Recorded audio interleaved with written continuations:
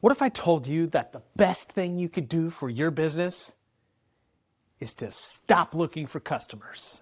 I'm Jon McClain, and I like to build businesses, share my experiences, and hopefully build a community where you could share your experiences as well. Now, are you tired of posting on Facebook and Instagram about, your newest product, like, hey, we're open today, and, we're going to be hosting this event coming soon, only to receive no response whatsoever? What if I told you you could fix that with just a shift in your viewpoint? You see, we try and use marketing and advertising to find our customers, when actuality, what we should be doing is just making ourselves more findable. Now, it sounds like I'm just arguing semantics, but they're actually very, very different. Actively chasing customers can be really demanding on your time. It can be exhausting. It takes a lot of energy. You can suffer a lot of rejections, which can get a little demoralizing.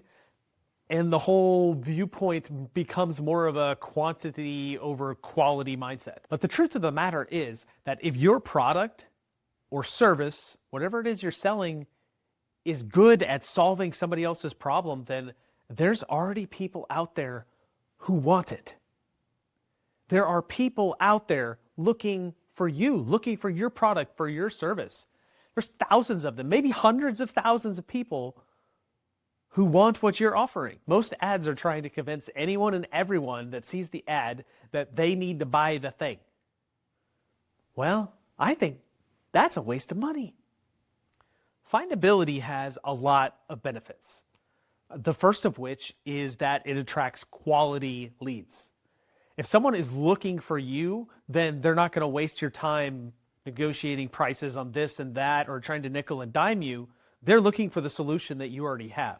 And it feels really good when you know you can help someone. The findability concept is more sustainable, it's less stressful, and the customers come to you instead of you running around like a chicken with your head cut off trying to find which ones you think might need you. So let me give you a few examples, the things that you could do to be more findable, things that are going to be way more effective than just paying for an ad and throwing it out there. So the first of which is SEO. Some people think it's intimidating, but SEO just stands for search engine optimization. What that means in simple terms is if somebody goes on the Googles and they type in a search, then your website or your text more closely resembles that search than somebody else. One of the pages on my website is pricing for wedding services. Under the website, the behind the scenes title of that page was Debonair Sound / web page 3. Okay, so I renamed it to be more searchable. Debonair Sound Services, Wedding DJ Pricing. So now when somebody does a search, then your page is going to come up if they have wedding in their search, if they have pricing in their search, if they have DJ in their search, if they have sound services in their search. So basically all you're doing is going into your website and labeling everything correctly. So when people use the Googles, they can find you. Another huge tip I can offer you is when it comes to your content creation. No one wants to be sold to. Like, I didn't wake up in the morning and, I'm going to pick up my phone and let's get on the TikToks. Man, I really want to see a good advertisement today. That's not how it works. Nobody does that. Nobody wants to be sold to.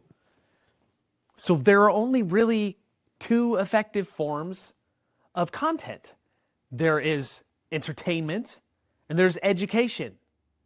Advertising is not a form of content. Just stop doing it. You want your content to be educating. Teach them about your product. Teach them about the service. Heck, show them how to do it themselves. It works. Be entertaining. Maybe you bake cookies. Well, then show a fast forward video of you making those cookies. Like, people like watching that stuff. It's entertaining. That's what keeps you in their mind. That's what builds a presence so that you can actually exist out there for people to find you. You see, most people make content and they want to advertise 90% of the time and talk about them and their product and what they're selling. And then 10% of the time, maybe they'll have something interesting. Well, you need to flip that around.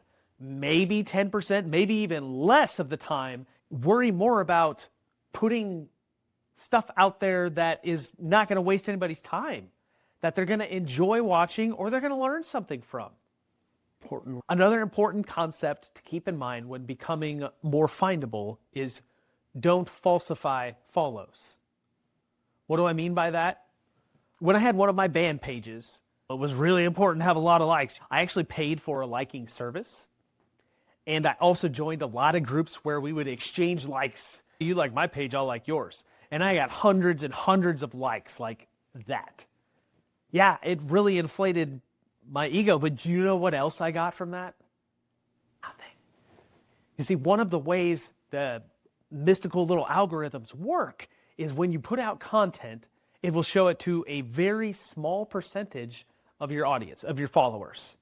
And then if they engage on that content, if it's interesting, then it'll give it a little boost and it'll show it to a few more followers. And then it picks up traction. And then that's how some posts build and build and grow and grow.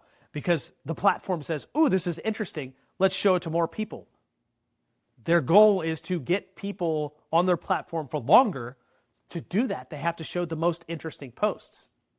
So let's say I put out a post and it was the most interesting thing in the world, but it was shown to 10 of my fake followers that don't care. Well, my post just died. It could have been the coolest, best post, most interesting thing in the entire world, and now it's dead because I wanted to buy fake likes. So don't falsify your follows. Be genuine. One actively involved person that cares is infinitely better than any amount of likes of people that are disinterested. And one final tip that I found really useful, maybe not as big a deal as the other tips, but just find one social media platform and stick with that. I've done I gotta have TikTok, I gotta have X or Twitter, or I've gotta have Instagram, I gotta do the YouTubes, I gotta have the LinkedIn, all the different stuff all at once. I'm like, gotta post here. There's no way to actually create constant content or develop any type of brand on all of those platforms at one time, with the exception being that you have staff that can manage those platforms for you. So I would say stick with one platform. Or if somebody's looking for you, they can find you. So what I did is I made an account on all of those platforms, and then I put in my information where they can find me. And I even went into the messaging systems and I put in an automated response that if somebody reaches out to me, it says, try and reach out on these other platforms and I'll be more than happy to talk with you. And it has been such a stress relief to not have to worry about all these things at once. And it has really focused everything down and helped me a lot. And then one final strategy to becoming more findable is actually a little more old-fashioned, but it's networking. Networking works as long as you're networking with the right people in the area. So, for example, I'm a DJ. I want to do events at venues. So I go and I meet all these different venue owners. I go to their events. I introduce myself. How can I help you? I'd love to have a relationship. How does one become this preferred vendor? I talk to wedding planners. What kind of a relationship could we have together? I'm networking within my area of expertise. And that's what helps. You gotta learn how to talk to people. It's the best way. Word of mouth is the best form of advertising. No one can fight that. You can't have word of mouth without using your mouth. But Jonathan, I'm not a DJ. Going to a venue doesn't help me. You can do that with any type of business. Let's say you own a hot dog cart and you want to sell hot dogs. Well, go watch a ball game and meet the owner of the park. There's a lot of things you can do to just get yourself out there and meet more people. And one more thing, join your local chamber of commerce and get involved. But Jonathan, that's not directly involved in my niche. It is. Business is your niche. You just never know. Like, it's real. Like, get out there, meet the other people, but don't just go in with the mindset of, what can I get from these people? Go in with the mindset of, how can I help these people here? Because if you put it out, then it's going to come back. Help them, they'll help you. And it's great being around all people with a similar mindset. It's really an energy booster. So the key takeaways of this video, you have to stop looking for customers and make it easier for them to find you. And you can do that in 4 ways. Don't think of advertising as you finding them. Think of it as you making yourself more findable. It's a mindset shift that you have to change before you can be effective. Second tip, fix your SEO. If you don't know how to do it, the website service that I use actually has a built-in guide. Click a button and I say, fix my SEO, and then it has a little step-by-step tutorial like, oh, you should do this. We recommend this. We recommend this. And with AI becoming more and more prominent, there's going to be a lot more features like that available for you. The third big reason is don't sell stuff with your content. Be educational, be entertaining. That way people can find you, have a presence. And it's more rewarding to do that anyway. The fourth tip is go network with people. Connect with those in your career field that do similar things or that you can have a symbiotic relationship with. And they did have the one bonus tip that you don't want to falsify follows. That's something I learned the hard way. Don't make my mistake. And I'll give you one more bonus tip. The best thing you can do is like and subscribe and follow my YouTube channel. So, thanks for watching the video, and I will catch you on the next one.